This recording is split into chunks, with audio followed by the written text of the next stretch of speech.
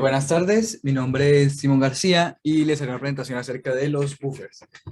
Entonces, primero que nada hay que definir cuándo se ve una solución buffer. Y esto se ve cuando, espérate, cojo un poco para marcar.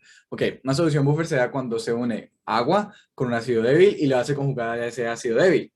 Entonces, pues teniendo en cuenta que un ácido débil se disocia en agua en un equilibrio, y ese equilibrio está definido por esta ecuación aquí, pues a nivel general, que es el ácido suelta protones, una parte de protones y una parte de base conjugada. Pero entonces a esta combinación de estas tres cosas que ahora están en equilibrio dentro de esa solución acuosa, se le va a agregar base conjugada extra, que puede ser, por ejemplo, en la forma de la base conjugada unido, por ejemplo, con Na, que eso hace que tenga una carga de, de cero, pero entonces al entrar el agua, en el agua se disocia totalmente y entonces ya queda esta base conjugada adicional dentro del equilibrio que pues nos importa. Y entonces pues ¿cómo se puede calcular el pH de esta solución buffer?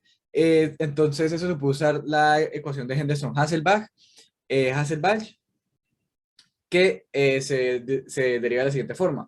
Entonces, si recordamos para poder encontrar el Ka, la constante, en este caso sería la constante de disociación del ácido, a nivel general, pues es producto sobre reactivos, todo elevado a su coeficiente estequiométrico, pero pues en este caso, como podemos ver, pues va a ser, sus coeficientes estoquiométricos pues es uno 1 y uno. Entonces pues simplemente quedaría el K es igual a la concentración de protones por la concentración de la base conjugada sobre la concentración del ácido. Aquí entonces se va a sacar solito que quede aislado la concentración de protones, multiplicando ambos lados y dividiendo ambos lados, multiplicando ambos lados por la concentración de ácido y dividiendo ambos lados por la concentración de la base conjugada. Entonces quedan los protones ya aquí solitos. Se le va a sacar el antilogaritmo a ambos lados y después se va a utilizar la propiedad de los logaritmos simplemente. Entonces, pues, la suma de dos cosas que se multipliquen que se multiplican entre un logaritmo, entonces pues se puede sacar como una suma de logaritmos, pero hay que tener cuidado con este negativo porque digamos que se puede pensar que se factoriza, se hace la suma del logaritmo del Ka más el logaritmo del HA sobre el A menos, y después se distribuye ese negativo, entonces que hace el menos logaritmo del Ka menos el logaritmo de la concentración de ácido sobre la concentración de la base conjugada. Por cuestión de definición, el antilogaritmo de la concentración de protones es el pH y el menos logaritmo del Ka va a ser igual al pKa, lo que encontré como pKa, y luego queda el menos logaritmo de la concentración de ácido sobre la concentración de la base conjugada, y esto es como nos lo muestra el libro.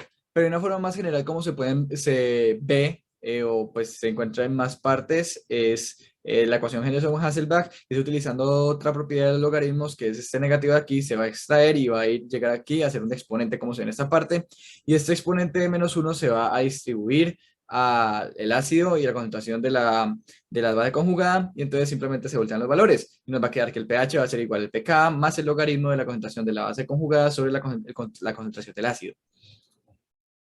Entonces, ¿qué implica esto?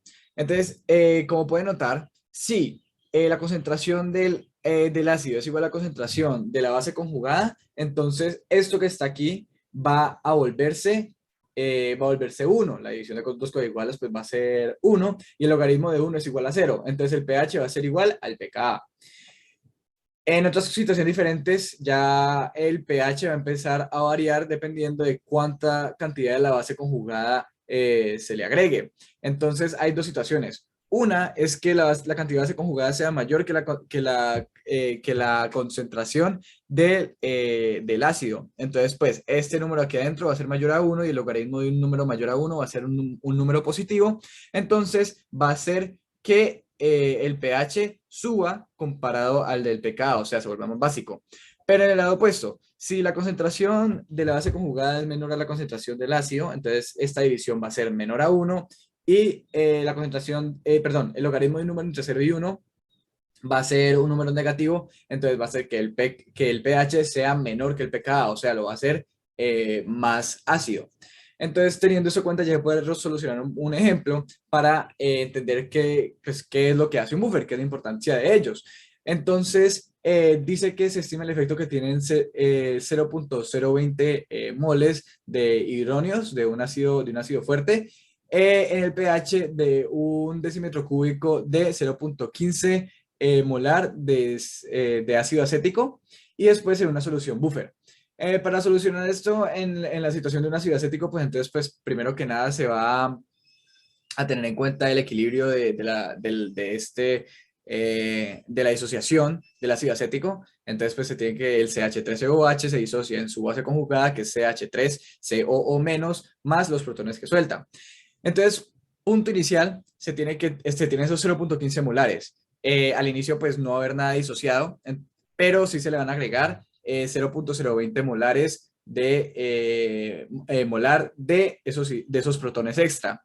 ¿Qué va a ocurrir el cambio? Pues entonces se le van a restar se va a restar una parte del CH3COH, se va a disociar y va a crear base conjugada y otro poquito de protones. Entonces, pues, ya después al sumar todo esto, las condiciones iniciales y su cambio nos va a dar las condiciones finales, que sería los 0.15 menos X, el X de aquí, 0 más X es X, y el 0.020 más el X. Eso se puede poner en cuestiones de la constante de asicidad, como se presentó para la generación de la ecuación de Henderson-Hasselbalch, y entonces meter estos valores aquí. Entonces, pues sería X más X multiplicado por 0.020 más X sobre 0.15 menos X, y eso nos va a dar, es como el equilibrio que va a haber en esta situación. Pero para hacer el cálculo más rápido se puede asumir que el X es mucho más poco que el 0.020 y el 0.15, entonces simplemente se descartan y nos quedaría que sería X por 0.020 sobre 0.15. Y entonces después para ver ese pequeño cambio en X que va a haber aquí, simplemente se va a resolver por esa X, entonces ya nos queda que X va a ser igual a 0.15 por el KA dividido 0.020. Aquí ya se puede resolver fácilmente por esa X y nos va a dar que es alrededor de 1.35 por 10 a la menos 4. Esto se supone que va a ser igual a esa cantidad de protones extra que se disocian, que como se puede ver aquí, va a ser 0.020, que son los que se agregan de esos irionios extra, más el 1.35 por 10 a la menos 4 de los protones que se van a disociar, o sea, no es casi nada, pasa de 0.020 a 0.0201, o sea, es muy poco. Y entonces para encontrar cómo es el pH de esta solución, simplemente sería hacer el antilogaritmo y nos va a dar que es 1.697. Pero pues para poder observar el efecto necesitaríamos entender pues cuál es el pH de la solución sin los protones. Para hacer eso simplemente es tener en cuenta que este 0.020 ya no va a estar aquí porque no se le agregan, entonces pues vamos a ver cómo es el cambio de X en este caso. Entonces el final de CH3COH va a ser X, el final de protones va a ser X solamente y el final del ácido acético va a ser 0.15 menos X. En este caso también se debe asumir que X es insignificante, entonces en verdad va a ser 0.15. Entonces queda X al cuadrado, X por X al cuadrado, sobre 0.15 es igual al Ka, se resuelve por X, y entonces a eso se le saca el antilogaritmo y nos va a dar que el pH sin los protones es de 2.784. Entonces vemos que la diferencia es muy grande con esa baja cantidad de hidrógenos que se le agregó entre esas dos soluciones. Pero entonces aquí llega una solución buffer. Entonces vamos a tener que esos 0.15 molares de ácido acético se le van a agregar 0.15 molar de NaCH3CO2. Entonces ese NaCH3COO se va a disociar totalmente y va a soltar los sodios y esos sodios pues no vienen siendo importantes de nuestro equilibrio, pero sí el CH3CO menos. Entonces, eso nos va a cambiar las condiciones iniciales. Entonces, vamos a tener los 0.15 molares del CH3COH, pero también esos 0.15 molares de, de la base conjugada y aún no se ha disociado ninguna forma de protones, pero después hay que tener en cuenta que cuando se le agreguen esos protones de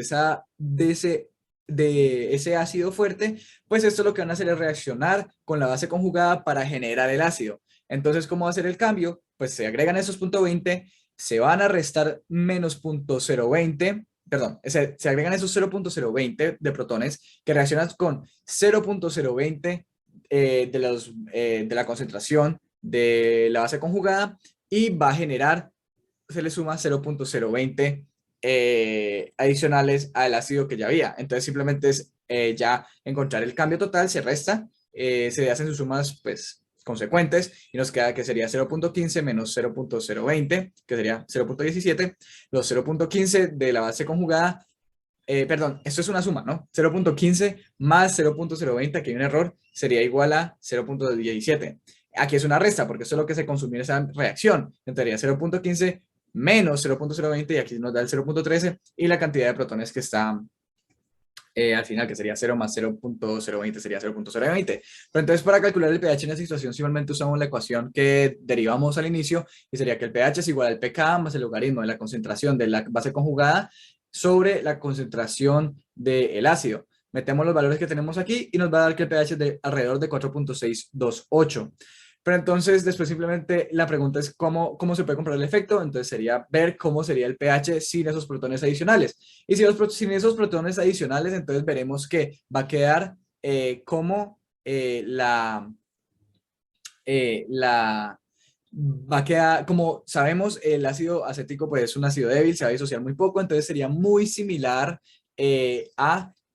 al pKa, porque quedaría el logaritmo de 0.15 sobre 0.15, que es casi 1, y entonces pues este valor de aquí no va a afectar mucho en esta ecuación, entonces sería el pH quedaría dependiendo totalmente del pKa, y entonces quedaría siendo alrededor de 4.744. Y como vemos en una solución buffer, pues este efecto de esos protones es mucho menos que cuando no se tiene esa solución buffer. Entonces de aquí de 1.697 eh, eh, pasa, pasa de 2.748 a 1.697, y en este caso pasa de 4.744 a solo 4.628. Entonces, pues, esa es la función al final de los buffers, que es prevenir el cambio repentino del pH en un sistema. Y eso sería todo. Gracias.